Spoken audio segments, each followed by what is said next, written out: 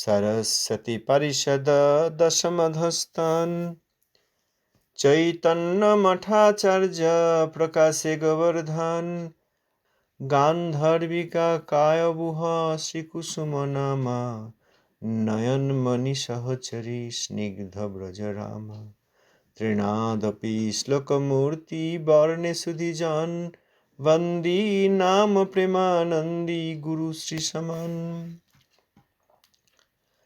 भजनोर्जित सज्जन संघपतिं पतिताधिककारुणिकैकगतिं गतिवञ्चितवञ्चकाचिन्तपदं प्रणमामि सदा प्रभु पादपदं प्रणमामि सदा प्रभु पादपदं प्रणमामि सदा प्रभु पादपदं प्रणमामि सदा प्रभु पादपदं प्रणमामि सदा प्रभु पादपदं। पतित पावन गुरुदेव श्रील प्रभुपाद अनुकंपित दशमदस्तन श्री चैतन्य मठाचार्य ओम विष्णुवाद श्रीमद भक्ति कुसुम श्रवण गोस्वामी महाराज जी की जय। श्रील प्रभुपादेर पार्षद वृंद की जय। प्रभुपाद अष्टोत्तर शत श्रील भक्ति सिद्धांत सरस्वती गोस्वामी ठाकुर जी की जय। अवधूत कुलोचरामणि श्रील गौर किशोरदास बाबाजी महाराज जी की जय। श्रील सच्चिदानंद भक्त ठाकुर महाशय की जय। श्री रूपानुग आचार्य की जय। समागत भजनानंदी भक्तबिंद की जय। श्री श्री नाम संकीर्तन की जय। श्रील सच्चिदानंद भक्त ठाकुर महाशय जैव धर्म द्वादश अध्याय আমরা গতকাল দেখলাম ব্রজনাথের সম্বন্ধে। তিনি বললেন, আমি বহুকাল বিতর্কে জীবন কাটিয়েছি, এখন শ্রী গৌরহরির চরণ অনুগত হইতে ইচ্ছা করি। অতএব সন্ধ্যার পর তিনি ঠিক করলেন যে আমি শ্রী রঘুনাথ দাস বাবাজি মহাশয়কে দর্শন করতে যাব, সেই ভালো। পরবর্তী বিষয়, দিবাবসান সময়ে অংশুমালী অদর্শন প্রায় মন্দ মন্দ দক্ষিণ মারুত বহিতে লাগিল। দিক দিগন্তর হইতে পক্ষীগণ আপন আপন নির্দিষ্ট স্থানে আশ্রয় গ্রহণ করিতে লাগিল। ক্রমশ দু একটি নক্ষত্র গগনমণ্ডলে উদিত হইতেছিল। এমন সময়ে শ্রী মায়াপুরে শ্রীবাসাঙ্গনে বৈষ্ণবগণ আরতি কীর্তন আরম্ভ করিলেন। ব্রজনাথ ওই সময়ে ধীরে ধীরে শ্রীবাসাঙ্গনের খোল ভাঙা ডাঙায় বকুল বৃক্ষের চবুতরার উপর উপবিষ্ট হইলেন। গৌরহরির আরতি কীর্তন শুনিয়া তাহার চিত্ত সুকোমল হইল। বৈষ্ণবগণ কীর্তনান্তে চবুতরার উপর আসিয়া ক্রমে ক্রমে উপবিষ্ট হইলেন। বৃদ্ধ রঘুনাথ দাস বাবাজি মহাশয় জয় সচিনন্দন জয় সচিনন্দন জয় রূপ সনাতন জয় দাস গোস্বামী বলিতে বলিতে চবুতরায় আসিয়া বসিলেন। বৃদ্ধ বৈষ্ণবকে সকলেই দণ্ডবৎ প্রণাম করিলেন। ব্রজনাথ সেই সময় তাহাকে প্রণাম না করিয়া থাকিতে পারিলেন না। ব্রজনাথের মুখশ্রী দেখিয়া তাহাকে বৃদ্ধ বাবাজি মহাশয় আলিঙ্গন করিয়া নিকটে বসাইলেন। বললেন, বাবা তুমি কে? ব্রজনাথ উত্তর করিলেন, আমি একজন তত্ত্বপিপাসু, আপনার নিকট কিছু শিক্ষা করিবার মানস করি। নিকটস্থ একটি বৈষ্ণব ব্রজনাথের পরিচয় জানিতেন। তিনি কহিলেন, ইনি ব্রজনাথ ন্যায় পঞ্চানন। ন্যায় শাস্ত্রে ইহার তুল্য পণ্ডিত শ্রী নবদ্বীপে আর কেহ নাই। আজকাল শ্রী শচীনন্দনে ইহার কিছু শ্রদ্ধা হইয়াছে। ব্রজনাথের মাহাত্ম্য শুনিয়া বৃদ্ধ বাবাজি অনুনয়পূর্বক কহিলেন, বাবা তুমি পণ্ডিত, আমরা মূর্খ অকিঞ্চন। তুমি আমার শচীনন্দনের ধামবাসী, আমরা তোমাদের কৃপাপাত্র। আমরা তোমাকে কি শিক্ষা দিব? তোমরা কৃপা করিয়া তোমাদের গৌরাঙ্গের কথা বলিয়া আমাদিগকে শীতল করো। এইরূপ কথা হইতে হইতে বৈষ্ণব সকল নিজ নিজ কার্যে চলিয়া গেলেন। বৃদ্ধ বাবাজি ও ব্রজনাথ রহিলেন। তাহলে শ্রী রঘুনাথ দাস বাবা ইনি বয়োজ্যেষ্ঠ, ইনি মহাবৈষ্ণব, এনাকে সকলেই প্রণাম করলেন। ব্রজনাথ প্রণাম না করে থাকতে পারলেন না, অর্থাৎ তিনি ব্রাহ্মণ, বিদ্যার গৌরব আছে, ভক্তির সঙ্গে সম্বন্ধ নেই, কিন্তু সকলে করছেন, তিনিও না করে থাকতে পারলেন না। যখন পরিচয় পেলেন এবং ব্রজনাথ বললেন যে আমি তত্ত্বপিপাসু, আর্ত অর্থার্থী জ্ঞানী তত্ত্ব জিজ্ঞাসু, এনারা হরিভক্তিতে আসেন। ইনি এসছেন তত্ত্বপিপাসু হিসাবে। ইনি ন্যায়শাস্ত্রের পণ্ডিত, দুরন্ধর পণ্ডিত।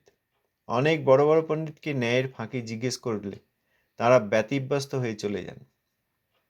তিনি এসে বললেন আমি তত্ত্বপিপাসু, কিছু শিক্ষা করবার ইচ্ছায় আমি এখানে এসেছি, অর্থাৎ আপনার কাছ থেকে কিছু আমি শিখতে এসেছি।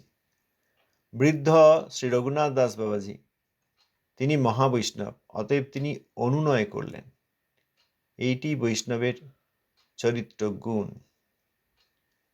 আবার এইটা শুনে নিয়ে কেউ কেউ কপটতা করে নাটক করে, তখন আমরা সেখানে ফেঁসে যাই, ভাবি বাপরে এত বড় দীনতা, নিশ্চয়ই মহাবৈষ্ণব। আর স্বার্থে ঘাড় লাগলেই তখন বোঝা যায় যে তার মধ্যে বৈষ্ণবতা নেই। ইনি মহাবৈষ্ণব রঘুনাথ দাস, ইনি অনুনয় করে বললেন যে তুমি পণ্ডিত, আমরা মূর্খ এবং অকিঞ্চন, আর তুমি আমার শচীনন্দন গৌরসুন্দরের শ্রীধামের অধিবাসী, আমরা তোমাদের কৃপাপাত্র। বৃদ্ধ পরম বৈষ্ণব বলছেন আমরা তোমাদের কৃপাপাত্র। কাকে? এই ব্রজনাথ, যিনি ন্যায়শাস্ত্রে পণ্ডিত। তাহলে তুমি আমার গৌরসুন্দরের শ্রীধামবাসী, আমরা তোমাদের কৃপাপাত্র, কারণ তুমি ধামবাসী। তোমাকে আবার কি শিক্ষা দেব? তুমিই বরং কৃপা করে তোমাদের গৌরসুন্দরের কথা আমাদেরকে বলে শীতল করো, অর্থাৎ আমাদের মঙ্গল করো, আমাদের হৃদয়ের তাপ বিদূরিত করো। এরকম যখন কথাবার্তা হচ্ছে, বৈষ্ণবগণ সকলেই নিজ নিজ স্থানে চলে গেলেন, নিজ নিজ কার্যে অর্থাৎ সেবায়। এই রঘুনাথ দাস বাবাজি আর ব্রজনাথ তাঁরা রইলেন চবুতরাতে, হচ্ছে শ্রীবাসাঙ্গনে। এরপর ব্রজনাথ বলিলেন, বাবাজি মহাশয়, আমরা জাতিতে ব্রাহ্মণ, তাহাতে বিদ্যাভিমানী, আমাদের অহংকারে আমরা পৃথিবীকে সরার মতো দেখি, সাধু মহান্তের সম্মান জানি না। কি জানি কি ভাগ্য বলে আপনাদের কার্য ও চরিত্রে আমার একটু শ্রদ্ধা হইয়াছে। দু একটি কথা জিজ্ঞাসা করিব, উত্তর প্রদান করুন। আমি কপটভাবে আসি নাই, বলুন দেখি জীবের সাধ্য সাধন কি? ন্যায়শাস্ত্র পাঠকালে আমি স্থির করিয়াছি যে জীব ঈশ্বর হইতে নিত্য পৃথক। ঈশ্বরের কৃপাই জীবের মুক্তির কারণ। ঈশ্বরের কৃপা যাহাতে লাভ করা যায় তাহাই সাধন, সাধন করিয়া যাহা পাওয়া যায় তাহাই সাধ্য। আমি ন্যায়শাস্ত্রকে অনেকবার জিজ্ঞাসা করিয়াছি সাধ্য সাধন কি, কিন্তু সে শাস্ত্র আমাকে উত্তর দেয় না, সর্বদা নিস্তব্ধ থাকে। আপনারা সাধ্য সাধন সম্বন্ধে যাহা সিদ্ধান্ত করিয়াছেন তাহা আমাকে বলুন। স্পষ্ট করে বললেন, জাতিতে ব্রাহ্মণ, আবার বিদ্যার গৌরব রয়েছে, আমি শিক্ষিত, ন্যায়শাস্ত্রে মহাপণ্ডিত, এই অহংকারটা আমার রয়েছে। অহংকার থাকলে পৃথিবী, এত বড় পৃথিবীকে সরা, অর্থাৎ এই ছোট জায়গা মনে হয়, সামান্য মনে হয়। এত বিদ্যার অধিকারী আমি, অতএব পৃথিবীকে সরার মতো মনে হয়, সামান্য মনে হয়। আর সাধু মহান্ত বৈষ্ণব, তাদেরকে সম্মান করতে হয়, কিভাবে সম্মান করতে হয়, তাদের যে সম্মান আছে এসব আমি জানি না। অতএব জাতিতে ব্রাহ্মণ, বিদ্যায় ন্যায়শাস্ত্রে পণ্ডিত এবং সাধু মহান্ত সম্বন্ধে বিশেষ কোনো ধারণা না থাকায় কোনো শ্রদ্ধা নেই, তবুও জানি না কোন সৌভাগ্য বলে আপনাদের কাজে, অর্থাৎ এই বৈষ্ণবচিত্ত ব্যবহারে, সেবায় এবং বৈষ্ণব চরিত্রে আমার একটু শ্রদ্ধা হয়েছে। দু একটা বিষয়ে প্রশ্ন করব, উত্তর দিন। এখানে বললেন আমি কপটভাবে আসিনি, এটি খুব গুরুত্বপূর্ণ। তিনিও তাঁর হৃদয়কে জানেন এবং সেখানে কোনো কপটতা নেই। কপটতা অনেক ক্ষেত্রে হয় যে প্রশ্ন করার ছলে আমি সেখানে বিতর্ক করব, শুনতে এসছি, শিখতে এসছি বলে আমি আমার যে জ্ঞান সেইটি প্রকাশ করব।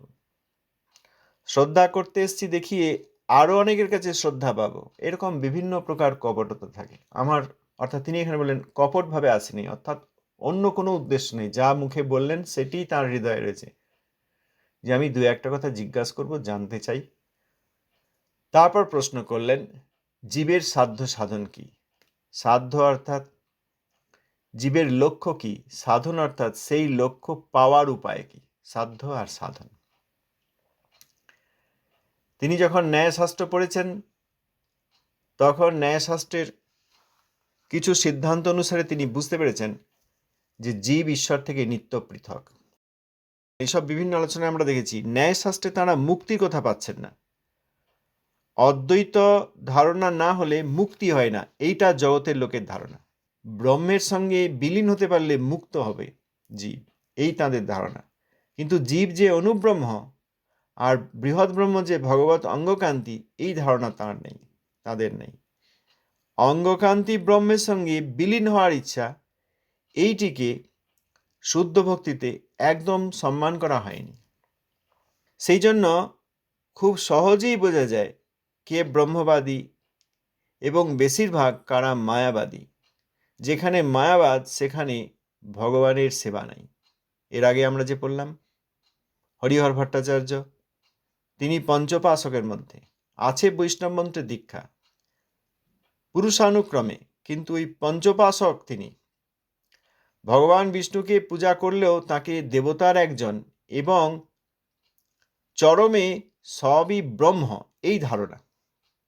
অতএব এই জগতেও যারা নাম কীর্তনাদি করছেন, ধামবাস করছেন বলে মনে হচ্ছে, সেখানে যদি অদ্বৈতবাদ থাকে তাহলে জানতে হবে সব কিছু ভস্মে ঘি ঢালা হলো। কারণ সেখানে মায়াবাদ থাকবে, অদ্বৈতবাদ থাকবে, মায়াবাদ থাকবে।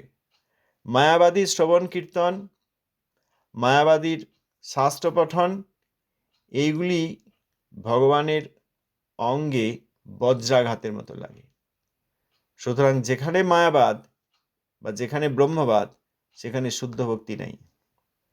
তো ন্যায়শাস্ত্রে তাঁরা ওই ঈশ্বর এবং জীব নিত্য পৃথক, আর ব্রহ্মবাদে জীব আর ব্রহ্ম তাকে বিলীন করার চেষ্টা বা একই করার চেষ্টা। ব্রহ্মবাদে ব্রহ্মজ্ঞানের দ্বারা ব্রহ্ম আনন্দ লাভ, আর ব্রহ্মবাদেরই অপভ্রংশ মায়াবাদে জীবকে ব্রহ্মের সঙ্গে একাত্ম করার চেষ্টা। ব্রহ্মবাদে অর্থাৎ ব্রহ্মলোকের মুক্তিতে বৈষ্ণবদের কোনো আগ্রহ নাই, তার চেয়ে তারা নরক বাঞ্ছা করেন, যে নরকে পাঠিয়ে দাও তা ভালো, যেন ব্রহ্মলোকে নিয়ে গিয়ে আমাকে সেখানে জ্যোতি করে রেখে দিও না। আর মায়াবাদ আর এক কদম এগিয়ে অপরাধ সূচক, কারণ সেখানে জীব ব্রহ্মকে ঐক্যবাদ করা হয়। এই জন্য এর আগে আমরা জৈব ধর্মের আলোচনায় শুনেছি সেখানে এই ন্যায়শাস্ত্রের দ্বারা মুক্তি পাওয়া যায় না। তাঁরা বলছেন, যাঁরা দেখেছেন যে এখানে ঈশ্বর থেকে জীবকে নিত্য পৃথক করা হয়েছে। অতএব ব্রজনাথ ইনি যে বুঝতে পেরেছেন যে ন্যায়শাস্ত্রে জীব এবং ঈশ্বর নিত্য পৃথক, অর্থাৎ দ্বৈত, আর ব্রহ্মবাদে অদ্বৈত, এই দুটির পার্থক্য রয়েছে, একদম বিপরীত। যারা মনে করেন জীবকে ব্রহ্মের সঙ্গে ঐক্য না করলে, মিলিয়ে না দিলে মুক্তি হয় না, তাঁরা আবার এই ন্যায়শাস্ত্রকে পরিত্যাগ করে ব্রহ্মবাদের গ্রন্থাদি পড়তে চান। এখানে ব্রজনাথ বলছেন যে ন্যায়শাস্ত্র পড়ে আমি স্থির করেছি, অর্থাৎ তিনি সিদ্ধান্তটা বুঝতে পেরেছেন যে জীব ঈশ্বর থেকে নিত্য পৃথক। মুক্তির উপায় ঈশ্বরের কৃপা, আর ব্রহ্মবাদে মুক্তির উপায় ব্রহ্মে বিলীন হওয়া, সেখানে কৃপা স্বীকার করা হয় নাই। ব্রহ্মবাদ বা তার যে দূষিত রূপ মায়াবাদ, সেখানে কৃপা স্বীকার করা হয়নি। মায়িক ভোগ, মায়িক আচ্ছন্নতা, মায়িক সম্পর্ক পরিত্যাগ করলে জীব ব্রহ্মে বিলীন হয়ে যাবে, এই ধারণা। অতএব একদম বিপরীত ধারণা। ব্রহ্মবাদে কোথাও কৃপার প্রশ্ন নেই, এর আগে আমরা পড়লাম। যে আনুগত্য করে, ভগবান এবং ভক্তের আনুগত্য করে কৃপা প্রার্থনা করলে তবে ঈশ্বর প্রার্থিত কৃপা দান করে তাকে ভক্তপদ দান করেন। তখন জীবের মুক্তি হয়, মুক্তির উপরে ভক্তি লাভ হয়।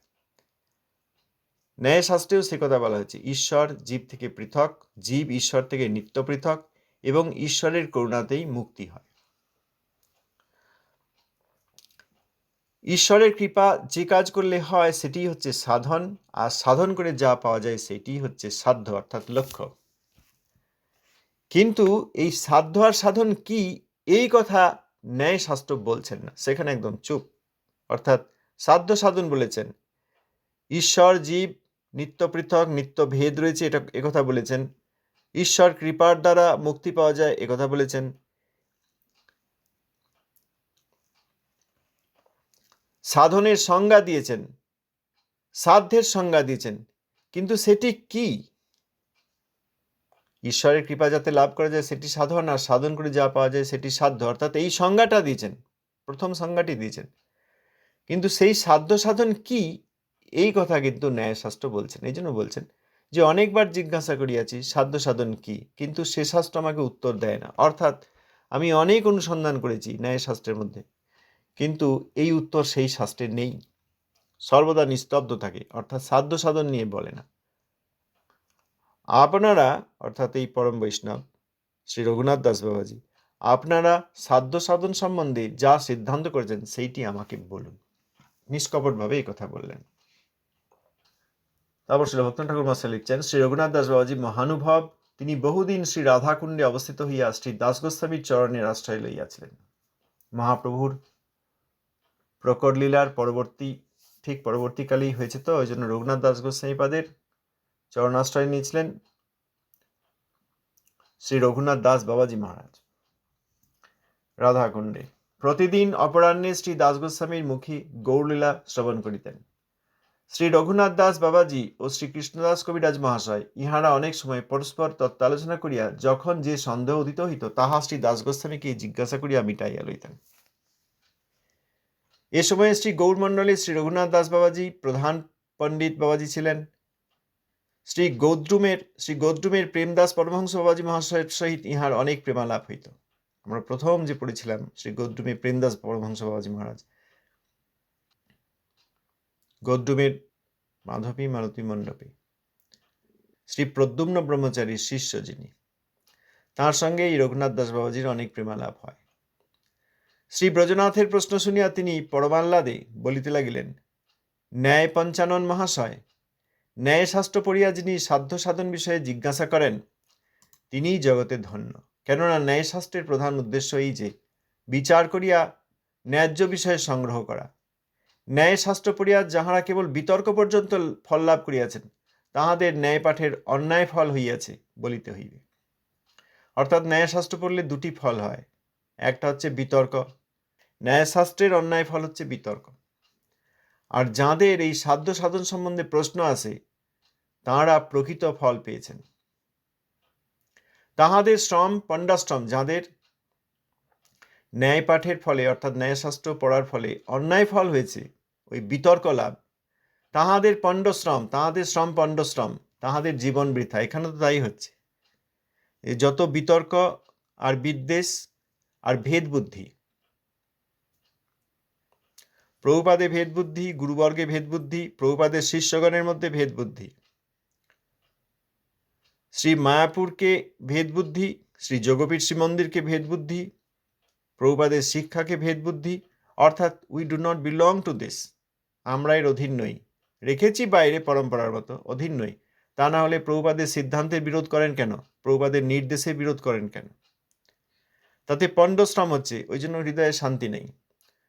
ভজন হয়েছে কি হৃদয়ে? হৃদয়ে গোলকধাম আবির্ভূত হয়েছেন, না ওই বাইরে নাচা গানা চলছে? অতএব বৈষ্ণব অপরাধ, বৈষ্ণব বিদ্বেষ ফলে পণ্ডশ্রমই হয়। আর এক দল তারা সম্পত্তি পেয়ে গিয়েছে, মনে করছে এগুলো সব প্রাকৃত সম্পত্তি, এখন আমরা ভোগ করব, এবং তার দ্বারা কেবল নিজেদেরই ক্ষতি করছে না, আরও অনেক আত্মা তাঁরা যে এই জৈব ধর্ম, প্রভুপাদে উপদেশামৃত ইত্যাদি শুনে মঙ্গল লাভ করতে পারতেন, সেই রাস্তাটা বন্ধ করে দিয়েছে। কেবল নিজের ক্ষতি করেনি, জগতেরও ক্ষতি করেছে।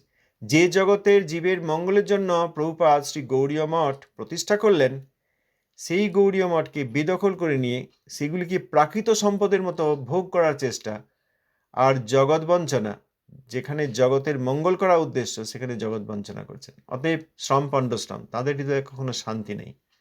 তারা ওই কোর্ট কেস, ঝগড়া, মারামারি দল, নিজেদের মধ্যেও দল, তাদের গুরু ভাইও দল, এর আগেও গুরু ভাই দল হয়ে গেছে, নিজেদের মধ্যেই দল। যেখানে প্রতিদ্বন্দ্বিতা সেখানে বৈষ্ণবতা নেই। শুদ্ধ বৈষ্ণবদের কথাই আলাদা। তারা কিভাবে ভজন করবেন, সেবা করবেন, সেই জন্য তাদের মধ্যে বাহ্যত কিছু দেখা গেছে। আর যাদের মধ্যে ভক্তি নাই, তাদের ওই বাহ্য ব্যবহারকে আবার প্রেম কোন্দল বলা যায় না। প্রেম কোন্দল নয়, কারণ গুরু ভাই কোন্দল হচ্ছে না, গুরুবর্গের সঙ্গে কোন্দল করছে। ওই যে আগে দুটি পত্র সেদিন পড়লাম, যারা ছিলেন খুব অল্প সংখ্যক, কেউ ছিলেন, তো সেখানে আমরা দেখলাম যে গুরুবর্গ, যিনি গুরুস্থানীয়, গুরুদেবের গুরু ব্রাদার, তিনি কি ভাষায় বলছেন। অতএব সেই কোন্দলটি গুরু আর শিষ্যের কোন্দল নয়, সেটি কোন্দলই নয়। গুরুদেব যখন শিষ্যকে বলছেন যে তুমি এইসব করে সর্বনাশ করেছ, তখন সেটি কোন্দল নয়, সেটি আচার্যে কোন্দল নয়, সেটি শিষ্যব্রূপকে গুরুর শাসন। তাই পণ্ডশ্রমই হয়, শান্তি থাকেনি তাদের জীবনে। ওই একটা লোক, তার তখন 87টা কেস ছিল, ওই কেউ কথা বলতে গেলে না কথা বলতেন না। আমাদের গুরু ভাই, জ্যেষ্ঠ গুরু ভাইরা, দেবকীনন্দন প্রভু, আমার বাবা বা আরও অনেকেই, তারা বিভিন্ন কারণে গিয়ে কথা বলতেছেন যে এটা করা হোক, এখানে এরকম কেন বিল্ডিং করলেন, এখানে একটা নাট্যমন্দির করা হোক, গুরু মাঝের মন্দিরের সামনে নাট্যমন্দির করা হোক, বা কেন এরকম বিল্ডিং করে দিচ্ছেন, এতে অসুবিধা হচ্ছে। এইসব বললেও তখন সেই লোকটা বলতো, আমার এখন অনেক কোর্ট কেস আছে, আমি খুব টেনশনে আছি, এখন কথা বলতে পারবো না, আপনারা পরে অন্য সময় আসবেন। অতএব পণ্ডশ্রমই আবার কি, এর মধ্যে তো শুদ্ধ ভক্তি নেই। তাহাদের শ্রম পণ্ডশ্রম, তাহাদের জীবন বৃথা। অতএব সেই সময় ঠাকুরমশাই যে লিখেছেন সেই সময়ের কথা, সেটি এখনো দেখা যাচ্ছে। বদ্ধজীবের জগতে এই রকমই হয়। হরিভক্তি কোনো কিছুতেই করতে দেবে না। যে তত্ত্বকে সাধন করিয়া পাওয়া যায় তাহাই সাধ্য। সেই সাধ্য বস্তু পাইবার যে উপায় অবলম্বন করা যায় তাহার নাম সাধন। মায়াবদ্ধ জীবগণ নিজ নিজ প্রবৃত্তি ও অধিকার অনুসারে সাধ্য বিষয়কে পৃথক পৃথক করিয়া দেখেন। বস্তুত সাধ্যতত্ত্ব এক বই দুই নয়। প্রবৃত্তি ও অধিকার ভেদে সাধ্য বস্তু 3 প্রকার হইয়াছেন, অর্থাৎ ভুক্তি, মুক্তি ও ভক্তি। যাহারা প্রাপঞ্চিক কর্মে আবদ্ধ ও প্রাপঞ্চিক সুখের বাসনায় ব্যস্ত, তাহারা ভুক্তিকে সাধ্য বলিয়া মনে করেন। এই হচ্ছে কথা। আমরা বদ্ধ জীব, এতদিন ভোগ করতে চেয়েছি, ভোগন্মুখ আমাদের ইন্দ্রিয়, ভালো খেতে চাই, ভালো শুনতে চাই, ভালো দেখতে চাই। এতদিন সিনেমার গান দেখতাম, সিনেমার নাচ দেখতাম, সিনেমার গল্প শুনতাম। এখন সেইটি সরিয়ে দিয়ে ভগবানের নাম ভোগ করতে চাইছি, ভগবানের লীলাকে ভোগ করতে চাইছি, ভগবানের কথাকে ভোগ করতে চাইছি। সেইগুলি মনোরম রূপে আমাদের কান, আমাদের চোখ তাদের সামনে হাজির করছি। আগে বিভিন্ন খাবার দাবার খেতাম, এখন ভগবানের প্রসাদকে ভোগ্য মনে করছি। অনেকে মনে করবেন ভালো তো, আগে সিনেমার গানে নাচতো, এখন হরিনামে নাচছে। অত সহজ নয়, অত সহজ নয়। ওই ভোগোন্মুখ ইন্দ্রিয়গুলি সেই ভোগে ক্লান্ত হয়ে এই পারমার্থিক শব্দকে ভোগ্য মনে করছে। আগে করতো ভোগ, তাতে হতো ভোগের ফল। এখন করছে অপরাধ, কারণ নাম শ্রবণ, নাম কীর্তন এগুলি নিজের ইন্দ্রিয় সুখের জন্য করা যায় না। যখন একমাত্র ভগবানের এবং ভগবানের পার্ষদগণের সুখের জন্য করা যায়, তখন সেটি সেবা। আর এইগুলিকেই আবার নিজের ভোগের বস্তু এই মনে করলে তখন সেখানে অপরাধ হয়। আমি আবেগপ্রবণ হতে চাই, ভগবানের কথা শুনে আবেগপ্রবণ হচ্ছি, ভগবানের কথাকে আমার আবেগের খাদ্যবস্তু মনে করছি। আমি ভালো ভালো খেতে চাই, ভগবানের নামে ভোগ দিয়ে এবার ভালো ভালো খাচ্ছে। আমাদের বাবাজি মহারাজের শিক্ষায় সেখানে দেখেছি যে মোচার ঘন্ট খাওয়ার ইচ্ছা হলো, অমনি মোচার ঘন্ট মহাপ্রভুকে ভোগ দিয়ে দিলাম। এইটা অপরাধ, এটা সেবা নয়। ভালো ভালো শুনতে চাই, ভালো ভালো নাচতে, আগে বারে নাচতাম, এখন কীর্তনের ড্যান্স করছি, কীর্তনে নাচছি। অত সহজ নয়। ভোগোন্মুখ চিন্তা যে আমি ভোগ করতে চাই, আমি এনজয়ার, এই চিন্তা যায়নি। এই জন্য লোকগুলো তো বলেও দেয় যে খুব এনজয় করেছি, আই এম দ্য এনজয়ার। এই কীর্তনটি এনজয় করে, এনজয় প্রসাদম। এতদিন অন্যান্য খাবার এনজয় করো, তো এখন ভগবানের প্রসাদকে এনজয় করো। ভগবানের প্রসাদ আমার ভোগের বস্তু হলো। ভগবানের প্রসাদকে যারা ভোগের বস্তু বলে করেন তারা ভোগীদের চেয়েও বড় অপরাধী। তো তিনটি সাধ্য হয়েছে ভুক্তি, মুক্তি আর ভক্তি। যাহারা প্রাপঞ্চিক কর্মে আবদ্ধ, প্রাপঞ্চিক সুখের বাসনায় ব্যস্ত, তাহারা ভুক্তিকে সাধ্য বলিয়া মনে করেন। তত্ত্বজ্ঞান হলো না, ভক্তদের চরণে আত্মসমর্পণ হলো না। শুদ্ধ ভক্ত শিল ভক্তিহৃদয় বন গোস্বামী মহারাজ, শ্রীমৎ ভক্তি সারঙ্গ গোস্বামী মহারাজ আদি পরম বৈষ্ণবদের চরণে অপরাধ দিয়ে যে জিনিসটা শুরু হলো, সেখানে ভক্তি কি করে হয় বলুন তো?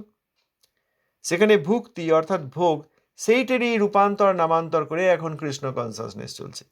কৃষ্ণ কনসাসনেসের যারা পিলার, যারা স্তম্ভ, ভগবত ভক্তির যারা দেবেন, প্রভুপাদের গণ, প্রভুপাদের পার্ষদ, তাঁদের চরণে অপরাধ করে কখনো ভক্তি হয় সম্ভব? শাস্ত্র কামধেনু, যিনি যাহা পাইবার বাসনা করেন, শাস্ত্র মধ্যে তিনি তাহা লাভ করেন। প্রাপঞ্চিক সুখভোগকে কর্মকাণ্ডীয় শাস্ত্রে সাধ্য বলিয়া সেই অধিকারীকে শিক্ষা দিয়াছেন। প্রাপঞ্চিক জগতে যত প্রকার ভাবী সুখের আশা আছে, সে সমস্ত ওই শাস্ত্রে নির্দিষ্ট হইয়াছে। এই জগতে প্রাপঞ্চিক দেহ ধারণ করিয়া জীব ইন্দ্রিয় সুখকে বিশেষ আদর করে। সেই ইন্দ্রিয় সুখের ভোগায়তন এই জড় জগৎ। জন্মগ্রহণ করিয়া মরণ পর্যন্ত যে ইন্দ্রিয় সুখ ভোগ হয়, তাহার নাম ঐহিক সুখ। মরণান্তে অবস্থান্তরে যে ইন্দ্রিয় সুখ ভোগ হয়, তাহার নাম আমূত্রিক সুখ। আমূত্রিক সুখ বহুবিধ। স্বর্গে ও ইন্দ্রলোকে অপ্সরাদির নিত্য দর্শন, অমৃত ভোজন, নন্দনকাননে পুষ্পাদির ঘ্রাণ, ইন্দ্রপুরী ও নন্দনকাননের শোভা দর্শন, গন্ধর্বদিগের গীত শ্রবণ ও বিদ্যাধরী দিগের সহিত সহবাস, এই সকল সুখের নাম স্বর্গীয় সুখ। এই প্রকার মহ ও জনলোকে কিয়ৎ পরিমাণ সুখের বর্ণনা আছে। তপলোকে ও ব্রহ্মলোকে কিছু কিছু ইন্দ্রিয় সুখের বর্ণনা আছে। ভূলোকের ইন্দ্রিয় সুখ অত্যন্ত স্থূল, অর্থাৎ প্রাকৃত। কিন্তু মনের সুখ এখানে হয় না। যখন দেহের সুখ হয় তখন আমরা খুশি হই। পরলোকে ইন্দ্রিয় সকল ও তাহাদের বিষয়ে ক্রমশ সূক্ষ্ম, এইমাত্র ভেদ, কিন্তু সমস্তই ইন্দ্রিয় সুখ, একবারে ব্রহ্মলোক পর্যন্ত, অর্থাৎ ব্রহ্মাজির লোক। এখানে ব্রহ্মলোক মানে ওই জ্যোতিব্রহ্মলোক নয়, এখানে ব্রহ্মলোক হচ্ছে সত্যলোক, তপলোক ও ব্রহ্মলোক। আর ভূলোকে একদম ইন্দ্রিয় সুখ, কিন্তু সমস্তই ইন্দ্রিয় সুখ। ইন্দ্রিয় সুখ বই আর কিছু নয়, ইন্দ্রিয় সুখ বই আর কিছুই নয়। ওই সমস্ত লোকে চিৎ সুখ নাই। চিদাভাস যে মনোরূপ লিঙ্গ শরীর, তদনুগত সুখই তথায় বর্তমান। এইসব সুখ ভোগের নাম ভুক্তি। কর্মচক্রগত জীবগণ ভুক্তির আশায়, ভুক্তি সাধক যে কর্মের আশ্রয় করেন, তাহাকে তাহারা সাধন বলেন। এই ভুক্তি থেকে আমার ভক্তি হয়েছে, এত সহজ নয়। ভুক্তি অর্থাৎ ভোগোন্মুখ ব্যক্তি আমরা, হঠাৎই ভক্তিতে এসে সেবনমুখ হয়ে গেলাম, সেটা সম্ভব নয়। যতক্ষণ সেবনমুখ না হচ্ছে, ততক্ষণ ওই ভগবান, ভগবানের রূপ, ভগবানের নাম, ভগবানের লীলা চরিতকথা ইত্যাদি, ভগবানের ধাম সব ভোগ করতে চাইব, সব ভোগ করতে চাইব। অতএব এই ভোগকামীরা ভক্ত হয়েছে এত সহজে সম্ভব নয়। অনেক তত্ত্বকথা শ্রবণের পর তারপর সম্ভব হতে পারে। এখনো অনেকটা আছে, আমরা পরবর্তী দিন এই অংশ আবার পড়তে থাকবো। ধন্যবাদ, প্রণাম। জয় গুরুদেব, জয় প্রভুপাদ, জয় বাবাজি মা, জয় ভক্তি বিনোদ ঠাকুর মহাশয়।